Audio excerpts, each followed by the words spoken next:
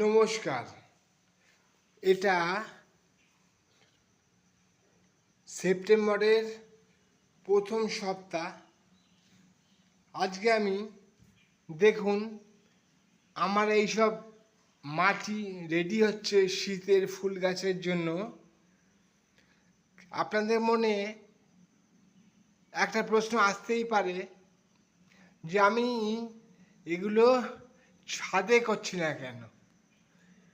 বলে দিই তার কারণ, এখনও বৃষ্টি হচ্ছে, ওই জন্যে মাটিতে সার মিশিয়ে রেখে দিলে ভিজে গিয়ে লিচ আউট হয়ে যাবে সার।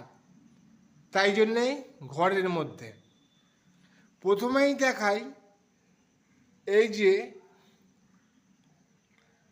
এটা হচ্ছে গাঁদা গাছের একটা ভ্যারাইটি সিডলিং। প্রথমে চারা সংগ্রহ করে লাগিয়েছিলাম, ওরা চারা দিয়েছিল, চারা করেছিল কোকোপিটে। তো ওখান থেকে চারা সংগ্রহ করে আমি প্রথমে এই প্লাস্টিকের গ্লাসে, এই যে দেখছেন সাইজটা একদম ছোট সাইজ, যেটা তার থেকে একটু সামান্য বড়, তাতে আমি রোপণ করেছিলাম। এই দেখুন এখানে একটা এখনও গ্রোথ ভালো হয়নি, যার জন্য এইগুলোকে এখনই রিপোর্ট করবো না, রুট বাউন্ড হয়নি। কিন্তু বাকিগুলো, এই যে তিনটে গ্লাস, এই তিনটে গ্লাসে এই দেখুন এই তিনটে গাছ, হ্যাঁ, তো এগুলো মোটামুটি রুট বাউন্ড হয়েছে বলে এগুলো সেকেন্ড পটিং করলাম। এই গাদার জাত যেটা, সেটা দেখুন লেখা আছে বিধান গোল্ড বলে, হ্যাঁ। তো এটা আমরা প্রথমে তো কোকোপিটের মিডিয়া থেকে যে চারা করেছে ওরা, বীজ থেকে বীজতলায় ফেলে সেখান থেকে এই গ্লাসে লাগিয়েছিলাম, প্লাস্টিক গ্লাসে, without any manure or fertiliser, কেমিক্যালও না, অর্গানিক কিছুও না, জাস্ট নর্মাল যে গার্ডেন সয়েল, সেই সয়েলে আমরা এখানে প্রতিস্থাপন করেছিলাম এই টবে। এখন দেখুন আমরা এগুলোকে এই কালো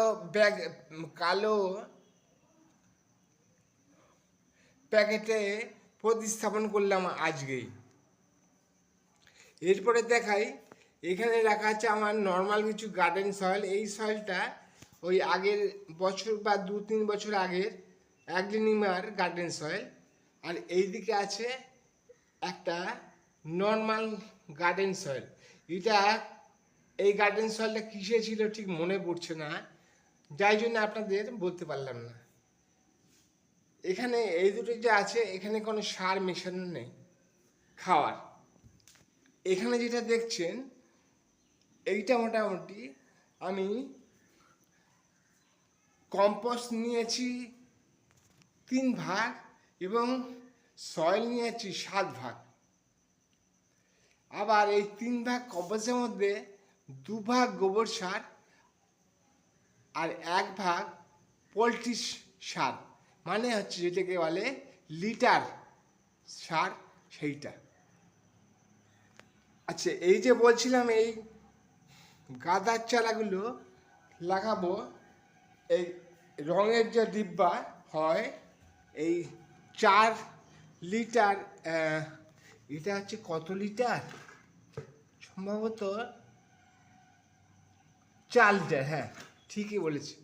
4 লিটারের রঙের বোতলে আমরা ফাইনাল পাটিং করব গাঁদা গাছ। এরপরে দেখুন এই হচ্ছে আমার সিলভার স্যান্ড রাখা আছে। আর এখানে কিছু লাল মাটি বা মোটা দানা বালি, হ্যাঁ। আর এরপরে আমি এবছরে যে নিয়ে এসেছি ভার্মি কম্পোস্ট 1 বস্তা, ভার্মি কম্পোস্ট। এখানে রাখা আছে ডালিয়া গার্ডেন সয়েল, এবং এইখানে রাখা আছে পম্পাম ভ্যারাইটি চন্দ্রমল্লিকা গার্ডেন সয়েল। আর এই যে এইখানে আমরা আগেই বলেছি কম্পোস্ট ম্যানিওর, মানে FYM মানে ফার্ম ইয়ার্ড ম্যানিওর। এতে 3 ভাগ গোবর সার আর 1 ভাগ পোলট্রি সার অথবা লিটার দিয়ে রেখে দিয়েছি স্যাম্পল হিসেবে, আপনাদের ভিডিও দেখাবো বলে। এইবারে আসা যাক এই যে টবগুলো, 3টে টব আছে, আর ওপরে ছাদে আর 2-3টে থাকতে পারে। এগুলি আমরা সিজন ফ্লাওয়ার লাগাবো। এগুলো ওই 6 থেকে 7 ইঞ্চি সাইজের টব, কানামোড়া। এখানে দেখতে পাচ্ছেন এখানে কানামোড়া টব আছে এই 10 ইঞ্চি মাপের ডালিয়ার জন্যে। আচ্ছা, এরপরে এখানে দেখুন 6 ইঞ্চি টব রাখা আছে কিছু আমার জায়েন্ট চন্দ্রমল্লিকা এই বছরে করার জন্য। এরপর অনেক দিনে হয়ে গেল, এগুলো হচ্ছে 8 ইঞ্চি মাপের টব, মাটি রেডি করে রেখে দিয়েছি খাওয়ার এবং সার দিয়ে। তো এগুলো ভালোভাবে কম্পোজ হলে মোটামুটি 1 মাস হলে আমরা এখানে চারা রোপণ করব চন্দ্রমল্লিকার পম্পাম ভ্যারাইটি। এখানে দেখতেই পাচ্ছেন সব টবেই পুরোপুরি মাটি ভর্তি নেই, তো মাটি ভর্তি সারটা সব দিয়ে একভাবেই পূরণ করে রেখেছিলাম টবের মাটিতে, কিন্তু পরে আমরা ওপর থেকে কিছু কিছু করে মাটি সরিয়ে নিয়েছি, এবং এই যে ব্যাগ এখানে সেগুলো কালেকশন করে রেখে দিয়েছি। এগুলো সময় সময় পরপর গাছের বৃদ্ধি অনুযায়ী আমরা অ্যাড করব এই সয়েল। ধন্যবাদ।